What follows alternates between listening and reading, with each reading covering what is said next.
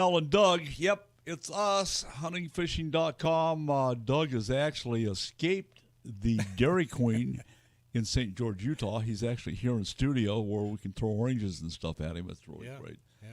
So today's newsletter has some highlights, some follow-up, and some stuff you need to know. If you don't get the newsletter, you can sign up for that at huntingfishing.com. Go to the website, go to news, and it'll walk you through the process. Really simple. So, Doug, thanks for being here today. What's new and exciting in the newsletter? I see some points of interest, but take it away. Okay. The newsletter's chock full this week. And the very first thing we want to talk about is last week we reported on the grandfather and grandson that did magnet fishing. And they pulled out a couple of Barrett 50 caliber sniper rifles. Well, what reported this past week is the actual rifles that were pulled out of this river. So you can see that in this picture, and they are amazingly corroded.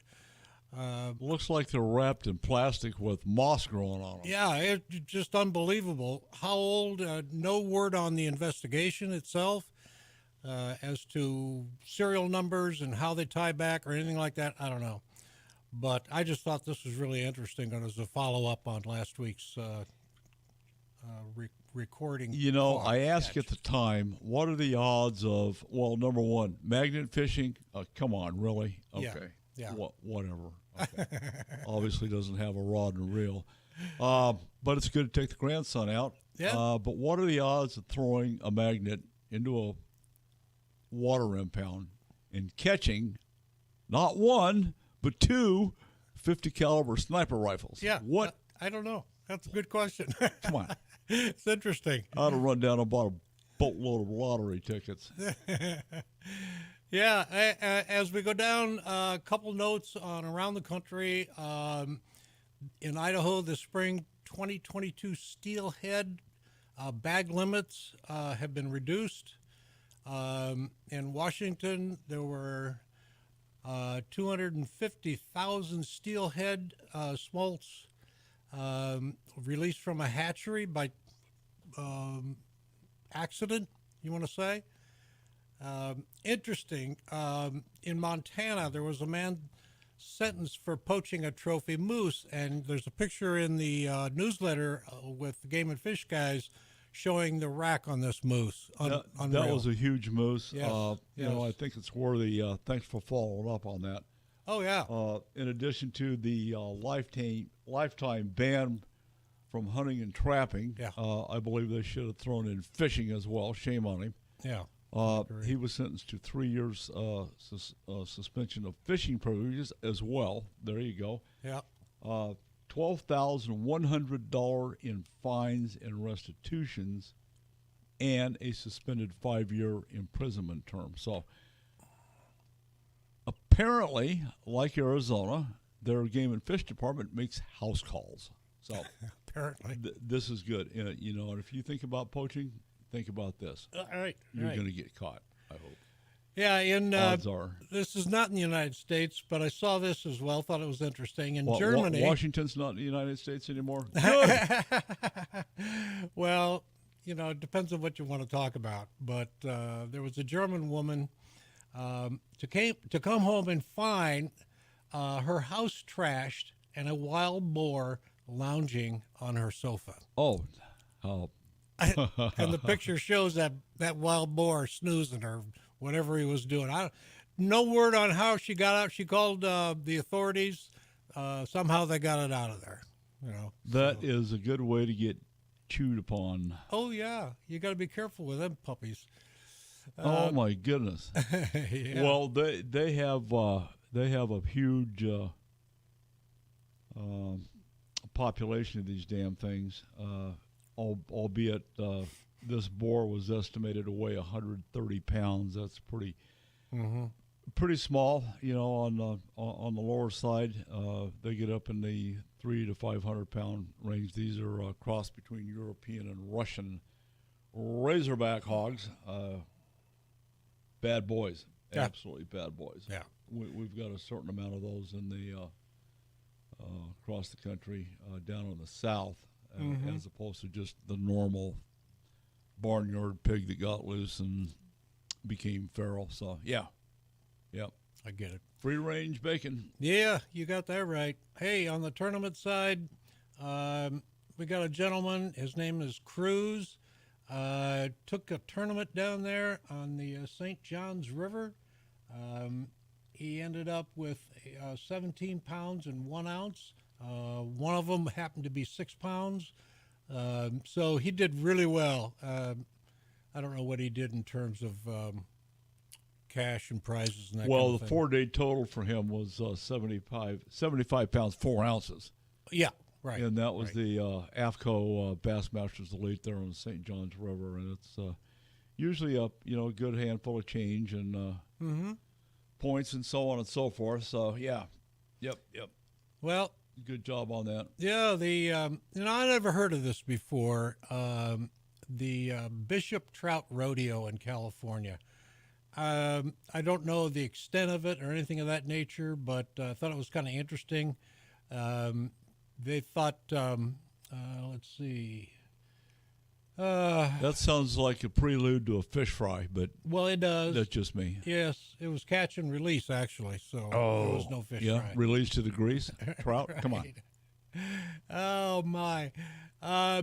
Interestingly enough, we talk about our Second Amendment rights in this country an awful lot on this radio show and in the newsletter as well. Now, it's not surprising to hear a headline like Biden administration uses tragedy to attack the Second Amendment rights. Of course they do.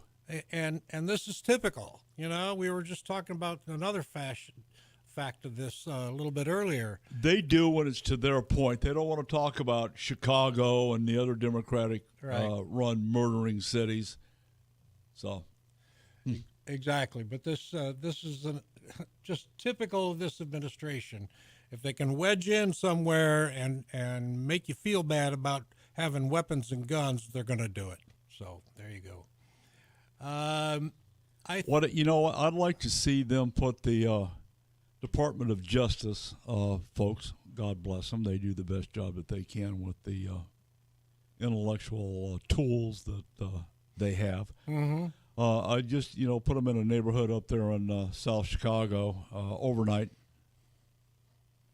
see how they fare. Yeah. And then see Joe Biden as well, and then throw Hunter in there as well. Mm-hmm. He'll get along with the crack smokers up there. See what their attitude is when they come out of there, if they survive. Yeah. On the conservation side, Don, I know most people are familiar with the name of tiger trout. Yes. And it's a big deal. This tiger trout is a sterile hybrid created with a female brown trout and a male brook trout. So it's kind of interesting. The video I put out there, you get a chance to see what these fish really look like. And it's informational, you know. Yeah, that's good stuff. Uh-oh. Keep going.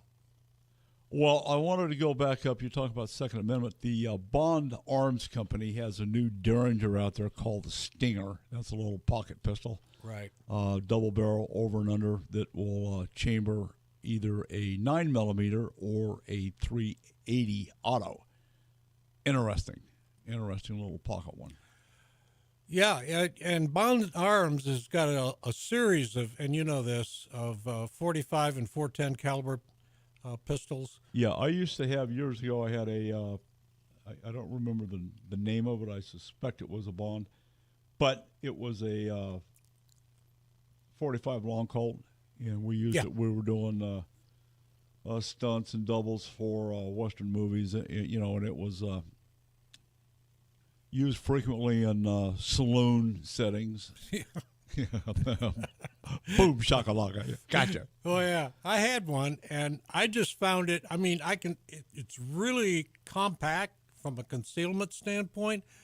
But I wish I had mine back. Yeah. But when you pick that up and fire either one, the 410 or the 45, it just rips your hand back. Come on. but that's what happened. It's Arizona. Yeah. Gun control, you use both hands. Right. Okay. Right. Keep going. And then you have a good article on structure fishing. Yeah.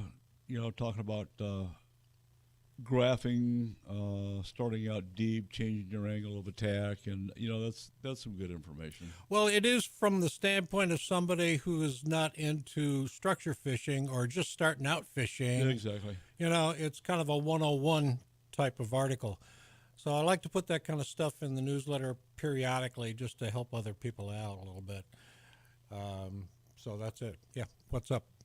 Okay, so Utah Division of Wildlife Resources, their DWR conservation officers investigating hunting permit fraud, seize illegally killed animals in recent cases. I think that goes back to 2017. Yeah.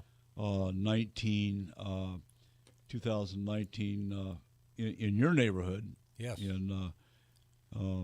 Had discovered a St. George resident had been claiming to be an Arizona resident for 8 years to obtain bonus points for all species. Well, shame on him. Oh, yeah. And most of those things I cite there are just out of this world stupid. People trying to cheat the system. Well, this is the thing. You get guys wanting to do bad. They assume that everybody's obviously stupid and they're not going to get discovered. Yeah. And I beg to differ with you. The court's full of these jackasses. And, I just wish that we had a little bit more teeth and a little bit more severe penalties in Arizona. Because, there's too many times, you see wanton waste in trophy animals taken. It hurts the gene pool. Wasting animals, they just need to cut your thumbs off. Come on. Yeah, I'm with you there. But I was I was amazed. And what we don't see a lot of times that I would be grateful to see is, it's like this guy that shot the moose. The suspended 5 years. I'm calling Bernie Sanders. Hey, lock him up for 5 years, and then let him pay his restitution back. All right. There's one in there about a St. George man. Yeah. I just looked at that. I can't remember. I lost my system. I'm rebooting. Well, he was pretending to be an Arizona resident for 8 years to get the bonus points. Yeah. And bonus points are important to all of us, especially for the big species, elk, bighorn sheep, and so on and so forth. Anyway, good newsletter. A lot of good stuff in there. There's a wolf update out of Michigan with protections restored. 2 state laws are suspended. In the long and the short of it, allows hunting dog owners to remove, capture, or use lethal means to destroy a wolf in the act of preying on or pestering his dogs. That's good information. And then Desantis gun hide for concealed carry. Take a look at that. They've got a mini scabbard, is numbered 019 mini scabbard. Fits the Smith & Wesson CSX. Nice. And then they've got the N87, the Pro Stealth. Check that out. That's $47.99 MSRP. And so on and so forth. So that that stuff is certainly worth looking at. And then there's a little notice here for Mercury announces the first electric outboard concept avatar. So check that out. And then Northland's new crankbaits. You've got a little video in there on the Rumble series. Like a lot of things in the fishing industry in America, monkey see, monkey do, these things emulate some stuff that's out on the market. But Nick Lindner, is he relations to the Lindner family? I believe he is. Okay. Al? Yeah. Mm-hmm. One of the grandkids, perhaps. Oh, could be. Anyway, this is coming out for the Northland Fishing Tackle Company. There's some stuff on there that, I'm not going to say they're clones, but they're look-alike. But he's got one in there, hard stick reaction bait, properly colored with the color purple. Once again, not to be confused with Hoopy Goldberg. Just out of curiosity, what the hell's growing on Hoopy's head? With what? On Hoopy Goldberg's head? What is that? Not going there. Never mind. I don't know. At first glance, it looked like a raccoon, but just me. All right, that's a lot of good stuff on the newsletter. But once again, if you don't have that, sign up at huntingfishing.com. Go to news, put the pull-down menu, and go to newsletter, sign up, and you will get that every week from Dairy Queen Doug. Yes, sir. I'm Don McDowell. I'm Doug. All righty. Hey, we'll visit with you